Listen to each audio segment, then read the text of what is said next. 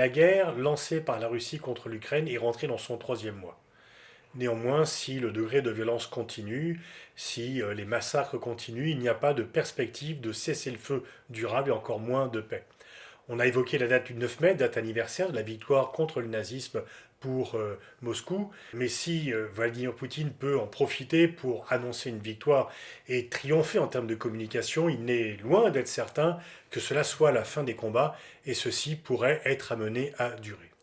Les pays de l'OTAN, les pays occidentaux, ont dès le départ dit qu'ils ne seraient pas co-belligérants aux côtés des Ukrainiens et qu'ils n'enverraient pas de troupes au profit des Ukrainiens. Mais néanmoins, il y a une aide militaire extrêmement importante et qui est de plus en plus grande d'ailleurs. Au cours des premières semaines de la guerre, les Américains avaient voté 3,7 milliards d'aides militaires et civiles à l'Ukraine.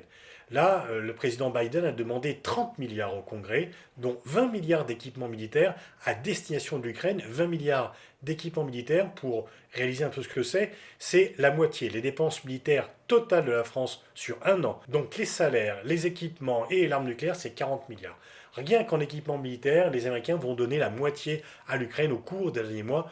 On réalise l'importance. Est-ce que du coup, les États-Unis sont rentrés en guerre contre la Russie? Non, pour l'instant, il n'y a pas de violation du droit international. Certes, il n'y a pas de résolution du Conseil de sécurité qui permet d'aller aider l'Ukraine, puisque la Russie bloque tout vote au Conseil de sécurité par son veto, mais il y a la légitime défense, et c'est le deuxième cas où l'usage de la force est légitime et légal. Un pays qui est agressé peut appeler à l'aide d'autres pays, même s'il n'y a pas d'alliance formelle, comme c'est le cas entre l'Ukraine et les pays de l'OTAN, et cette légitime défense peut lui être donnée. Donc c'est une exception à l'interdiction de l'usage de la force dans les relations internationales. Donc les équipements militaires livrés par les Occidentaux ne violent pas le droit international. Est-ce qu'il y a co-belligérance? On peut se poser la question parce que même si effectivement dès le départ Biden et les pays européens ont dit qu'ils n'enverraient pas de troupes combattre aux côtés des Ukrainiens, eh bien on voit bien que par l'ampleur des matériels militaires, quelque part ils sont de leur côté. Qui définit la co-belligérance? Ce sont les belligérants. La France a été désignée par l'Iran comme co-belligérant aux côtés de l'Irak lorsqu'elle a fourni des avions super étendards à l'Irak dans sa guerre contre l'Iran entre 1980 et 1988. Et l'Iran a pris des mesures de rétorsion contre la France. Il est vrai que les super étendards allaient viser des cibles, notamment les terminaux pétroliers iraniens, donc sur le territoire iranien.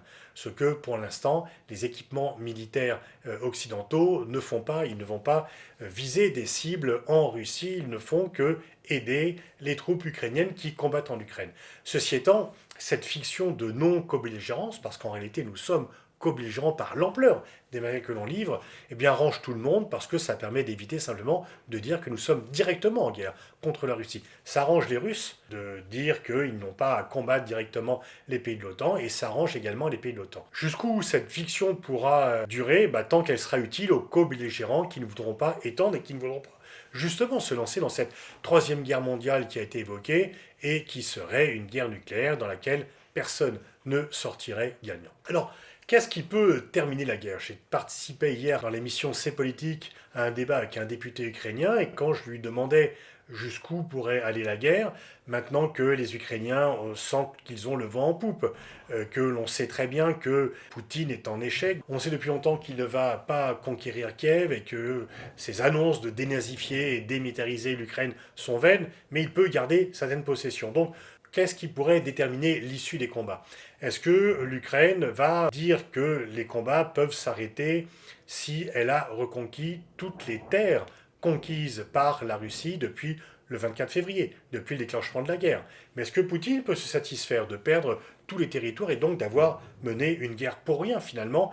Est-ce que son régime pourrait survivre s'il doit annoncer aux Russes que, eh bien, il se retire aux positions qui étaient les positions de la Russie avant le 24 février? Mais le député ukrainien dit non, non, il faut aller plus loin, nous devons reconquérir toutes les terres conquises par la Russie, et donc y compris celles conquises en 2014, la Crimée et les républiques autonomes autoproclamées de Lugansk ou de Donetsk. Mais là, il dit ça peut être l'objet d'une négociation. Donc cela veut dire qu'il peut y avoir un accord avec cela. Est-ce que Poutine voudra garder des emprises territoriales qu'il a conquises depuis le 24 février? Mais est-ce que c'est acceptable pour l'Ukraine. On voit bien qu'il y a là plusieurs inconnus qui seront déterminés par l'évolution de la situation militaire sur le terrain.